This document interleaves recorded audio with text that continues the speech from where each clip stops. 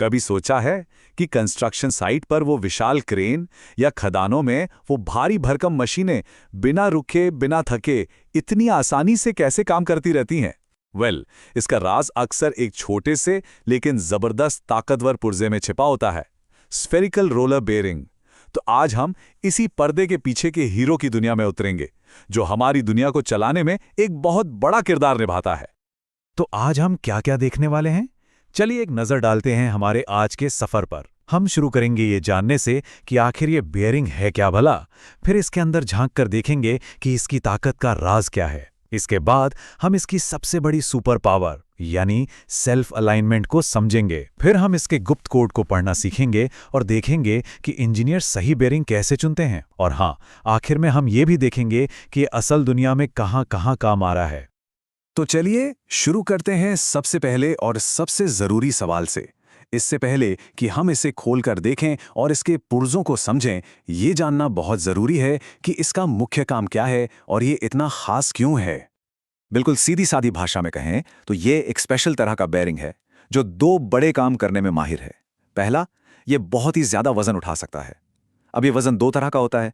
एक होता है रेडियल, मतलब ऊपर से नीचे का दबाव, और दूसरा होता है एक्सियल, यानी साइड से लगने वाला दबाव। इसे ऐसे समझिए, जब एक पहिया घूमता है तो उस पर गाड़ी का वजन ऊपर से पड़ता है, ये हुआ रेडियल लोड। और जब गाड़ी मुड़ती है तो पहिए पर साइड से भी दबाव आता है, वो हुआ एक्सियल लोड। ये बेयरिंग दोनों को बड़े आराम से संभाल लेता है। और दूसरा, इसकी सबसे बड़ी खूबी है सेल्फ अलाइनिंग, जिसका मतलब है खुद को एडजस्ट कर लेना। इसके बारे में हम आगे और बात करेंगे। तो यहां सवाल उठता है कि सेल्फ अलाइनिंग तो बॉल बेयरिंग भी होते हैं, तो फिर इसकी क्या जरूरत? देखिए, दोनों ही मिसअलाइनमेंट यानी शाफ्ट के हल्के फुल्के टेढ़ेपन को संभाल सकते हैं। लेकिन जब बात आती है असली ताकत और वजन उठाने की क्षमता की, तो spherical roller bearing ball bearing से कहीं कहीं ज्यादा मजबूत होता है। इसीलिए जब भी भारी भरकम मशीनों की बात होती है तो हमेशा इसे ही चुना जाता है। चलिए अब इस वर्क हॉर्स के हुड के नीचे झांकते हैं। इसे ऐसे समझिए जैसे हम किसी बहुत पावरफुल गाड़ी का इंजन खोलकर देख रहे हैं कि आखिर इसमें इतनी ताकत आती कहां से है। क्योंकि इसकी ताकत का सारा राज इसके अंदरूनी हिस्सों के डिजाइन में ही छिपा है। तो इसके अंदर मुख्य तौर पर हमें ये चीजें मिलती हैं। सबसे पहले मोटे और बैरल के जैसे दिखने वाले रोलर्स की दो लाइनें, सारा का सारा वजन असल में यही उठाते हैं। फिर आती हैं इनर और आउटर रिंग्स, जिनके अंदर एक खास रास्ता बना होता है जिसे रेसवे कहते हैं, और इसी पर ये रोलर्स घूमते हैं। इन रोलर्स को अपनी अपनी जगह पर रखने और एक दूसरे से टकराने से बचाने के लिए एक केज होता है, और एक फ्लोटिंग गाइड रिंग ये पक्का करती है कि सब कुछ एक दूसरे के साथ मिलकर ठीक से काम करे। लेकिन बात सिर्फ पुर्जों की नहीं है, बल्कि उनके स्मार्ट डिजाइन की भी है। इनकी सतहों को इतना चिकना बनाया जाता है कि फ्रिक्शन यानी घर्षण कम से कम हो। रेसवे का आकार ऐसा होता है कि वजन सभी रोलर्स पर बराबर बटे, किसी एक पर ज्यादा लोड ना आए। और हाँ, ये W33 फीचर ये बहुत कमाल की चीज है। इसका मतलब है कि बेयरिंग में एक खांचा और छेद बने होते हैं ताकि लुब्रिकेंट यानी ग्रीस या तेल आसानी से अंदर तक पहुंच सके। बिल्कुल वैसे ही जैसे हमारी गाड़ियों को इंजन ऑयल की जरूरत होती है। इससे बेयरिंग ज्यादा गर्म नहीं होता और सालों साल चलता रहता है। अब आते हैं इसकी सबसे बड़ी खासियत पर, इसकी असली सुपर पावर पर, जो इसे दूसरे बेयरिंग से एकदम अलग बनाती है, और वो है सेल्फ अलाइनमेंट। यही वो क्वालिटी है जो इसे मुश्किल से मुश्किल हालात में भी काम करने लायक बनाती है। तो ये सवाल बहुत जरूरी है। जब हम कहते हैं कि ये बेयरिंग सेल्फ अलाइनिंग है, तो इसका असली मतलब क्या है? क्या ये कोई जादू है? नहीं, ये कोई जादू नहीं, बल्कि जबरदस्त इंजीनियरिंग का एक बेहतरीन नमूना है। इसका सीधा सा मतलब ये है कि अगर शाफ्ट यानी वो रॉड जो बेयरिंग के बीच से गुजरती है, मशीन के फ्रेम के मुकाबले थोड़ी सी भी टेढ़ी या झुकी हुई हो, तो इस बेयरिंग को कोई फर्क नहीं पड़ता, वो अपना काम करता रहता है। जरा सोचिए कि आप एक डंडे को दो छेदों से गुजार रहे हैं जो बिल्कुल एक सीध में नहीं है। ज्यादातर सिस्टम तो वहीं जाम हो जाएंगे, लेकिन ये बेयरिंग ऐसी सिचुएशन को खुद ब खुद संभाल लेता है। और ये होता कैसे है? इसका राज इसके नाम और डिजाइन में ही छिपा है। रोलर्स का आकार और बाहरी रिंग के अंदर की सतह दोनों गोलाकार यानी स्फेरिकल होते हैं। ये खास बनावट अंदर की पूरी असेंबली को, जिसमें इनर रिंग और रोलर्स हैं, थोड़ा सा झुकने या टिल्ट होने की आज़ादी देती है। तो अगर शाफ्ट थोड़ा टेढ़ा भी हो जाए तो बेरिंग के अंदर के हिस्से खुद को उसके हिसाब से एडजस्ट कर लेते हैं और मशीन पर कोई एक्स्ट्रा दबाव नहीं पड़ता, वो एकदम स्मूथ चलती रहती है। चलिए अब कुछ मजेदार करते हैं, थोड़ी जासूसी।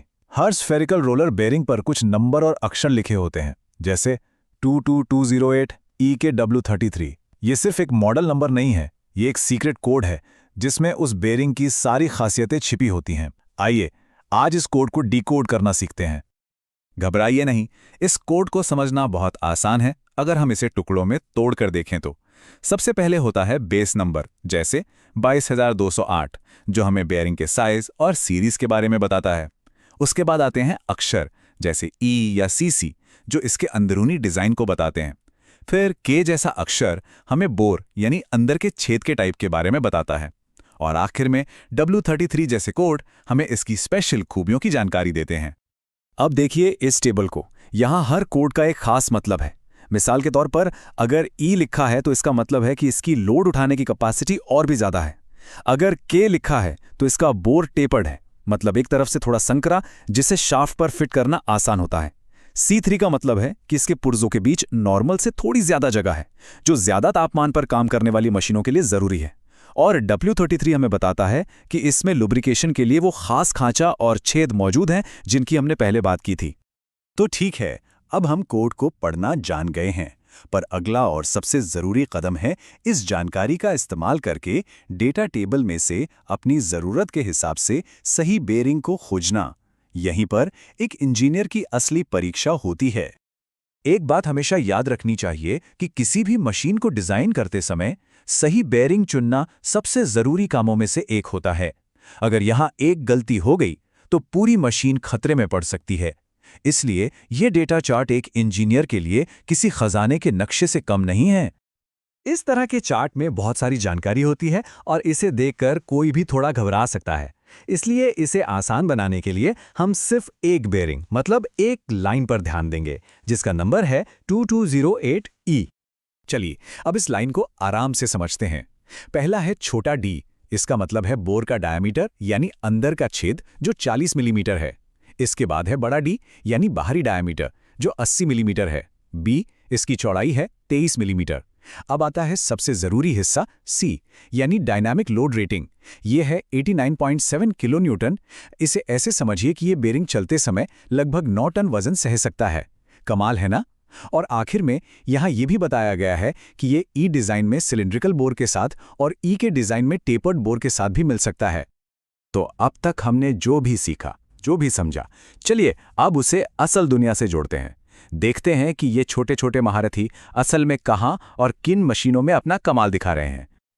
ये बेरिंग आपको हर उस जगह मिलेंगे जहां बहुत ज्यादा ताकत और मजबूती की जरूरत होती है, जैसे खदानों में चलने वाली विशाल मशीनों में जो लगातार झटके और भारी बोझ सहती हैं, कंस्ट्रक्शन साइट पर क्रेन और एक्सकवेटर में, ऊंची ऊंची पवन चक्कियों में ये बेरिंग उन बड़े बड़े ब्लेड्स का वजन संभालते हैं। पेपर मिल्स में चलने वाले भारी रोलर्स के अंदर भी यही होते हैं। और याद है हमने VA405 कोड देखा था, वो खास तौर पर स्क्रीनर्स जैसी लगातार कंपन करने वाली मशीनों के लिए बनाया गया है, जो खदानों में पत्थरों को छानने का काम करती हैं। तो चलिए फटाफट से सब कुछ समेटते हैं। आखिर ये स्फेरिकल रोलर बेरिंग इतने खास क्यों हैं? 4 मुख्य कारण हैं। 1, इनकी वजन उठाने की क्षमता जबरदस्त होती है। 2, इनकी सेल्फ अलाइनिंग खूबी मशीनों को ज्यादा भरोसेमंद बनाती है। 3, इनका स्मार्ट डिजाइन इन्हें ठंडा रखता है और ये बहुत लंबे समय तक चलते हैं। और 4, ये इतने सारे अलग अलग डिजाइन और साइज में आते हैं कि लगभग हर भारी काम के लिए एक सही बेरिंग मिल ही जाता है।